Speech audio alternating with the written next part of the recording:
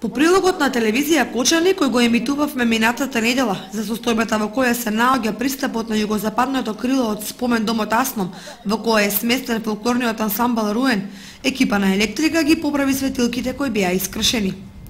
Присуствувавме на монтирањето на светилките, кои, како што ни рекоа од компанијата Електрика од Кочани, постојано се уништуваат од жителите на старата касарна. Во негрижата кон светилките околу Асном се одало и дотаму што од разводната кутија на столбот се ваделе жици и се носеле дури до просториите на старата касарна, а на нив се приклучувале електрични греалки. Колкава е опасноста што демне е секојдневно, лесно е да се претпостави. Ако за некој тоа е само рутинска игра, за други од невнимание ќе има големи последици, па дури и по човечки животи, ако се знае дека жиците минуваат по каменест предел и се изложени на физичко уништување.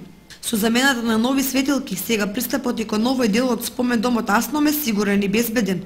Ова најмногу им оди во прилог на членовите на фолклорниот ансамбл Руен, кои пробите ги одржуваат во доцните вечерни часови по завршувањето на училишните